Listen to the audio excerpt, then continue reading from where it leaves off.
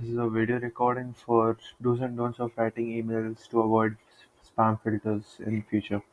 So basically, the whole purpose of this is sending mass n number of messages to doctors without getting into the spam folder of the doctors, or else it's a waste of our time and efforts for the same. So basically, there are certain number of steps that you can implement to make a better email. And yeah, so first of all, basic thing is to get an in a sample mail from the mail ID you are going to send mails to doctors, such as XYZ email. So you're going to send thousands of mails from XYZ email. So try to get a sample output, a sample mail from the particular mail, and check that mail. To check the mail, we can just I have a sample mail over here from the particular mail I'll be using to send mass number of emails. So I can go to the more option and check show all. So show all basically shows the different authenticators used. Basically, for our company, these all are going to come pass, but you can check them and this should show pass. So these are different authenticators with different purposes, and each authenticator has a meaning. Currently, for our the right doctor's email, all authenticators will be passed with they all will be passed, and there are more workflow rules. So first is to authenticate your email first. Just get a sample email, authenticate it. These are different ways you can check the different authenticators statuses if needed. So authenticators are not the only thing which need to be passed.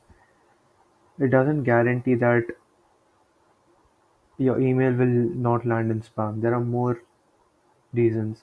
First is the IP or domain history.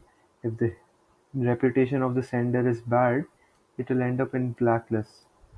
If you have low engagements that users are not reading it, they're just deleting it or marking it as spam, it will it might cause an issue. Then spammy content such as click here, free, too many images, poor formatting, invalid list agencies, hygiene, sending to illegal or unwanted email lists.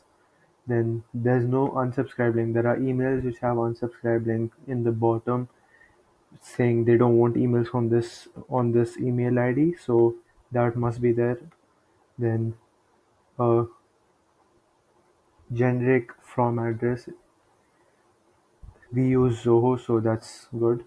Then we have no reverse DNS and no incorrect headers. So headers like list unsubscribe from reply to etc etc. Then you can basically read this documentation for basic understanding on how to write emails. You should input main is not having bad reputation, not making people unsubscribe you, not making people mark you as spam, not ex- without opening deleting your file. Make it as a good, beautiful, and a creative drawing, which a creative email which a doctor wants to open, and don't use unwanted email addresses, etc. etc. You can use text, but not text such as spam bot, text such as free, click here, etc. etc. It should be a clean, responsive design. If you read this, you will get to know how to make a basic email template. If you don't, you can use ChatGPT, Gemini to make it a less spammy email type mail which a user wants to look at. And these are all the basic filters that Google Mail checks every time a mail is sent. So these are the different steps. First of all, check do's and don'ts can be first authenticating your mail. Then second can be looking at your say reputation list. Then Reputation list can have monitor complaints, different engagement, then email lists, then monitoring your deliverability, testing it. There are different don'ts. Don't use purchase emails. Don't use spam words. Don't hide text.